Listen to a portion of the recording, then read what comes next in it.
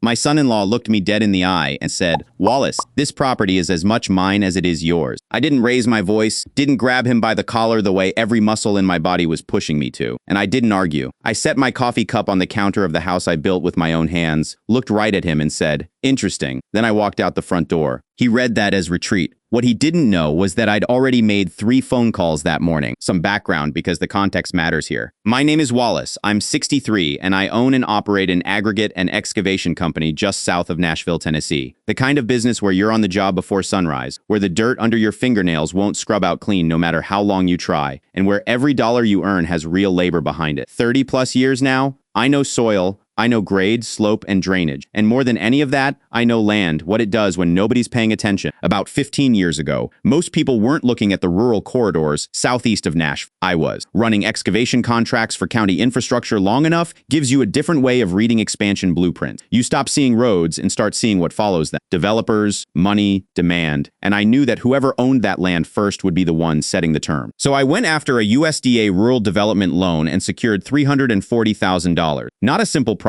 They want full documentation of your financials, your business plan, your soil assessments. With that money, I purchased 68 acres of rolling Tennessee land for what most buyers at the time would have paid for a mid-range pickup truck per acre. I told my wife, Sandra, it was the smartest decision we'd ever make. She called it a gamble. I called it geography. Comparable parcels in that corridor now sell at $18,000 to $24,000 per acre, and 68 acres at those numbers stopped being just an asset a long time ago. That's the kind of thing you protect, the kind you eventually pass down. And that's when I made the mistake of trusting the wrong man with. His name is Derek. He came into my daughter Cassidy's life about 4 years ago. Well-dressed, smooth, always landing on the right words at the right moment. The first 6 times we met, he called me sir. He asked about my business with what looked like genuine curiosity, and he shook my hand firm. Running a company built on contracts, subcontractors, and county officials trains you to read character. My read on Derek said he was solid, so I gave him my blessing, and when he and Cassidy came to me with a plan to build on the east parcel, about 7 acres of elevated land with a creek view, I agreed to deed that section over to them as a wedding gift. The remaining 61 acres stayed in my name, or so I thought. The trouble started small. It always does. First, Derek offered to handle communications with the county planning office during a rough stretch between me and Cassidy. I told myself he was just trying to help. Then he asked to hold the physical deed documents until the build permits got sorted, and I told myself he was organized. Both times I let it go. What I couldn't let go of was Sandra. She started repeating phrases I didn't recognize. Things like, "Wallace, maybe you're being territorial." And Derek says the land should benefit the whole family, not just you. Those weren't her words. They were his coming out of her mouth. Hearing that changed something in me. And whatever that feeling was, it wasn't anger. It was the kind of stillness that comes right before you stop talking and start checking your measurement. Without saying a word to anyone, I pulled every document I had and drove straight to my attorney's office. What I found in those folders didn't upset me because of what was there. It upset me because of what was missing.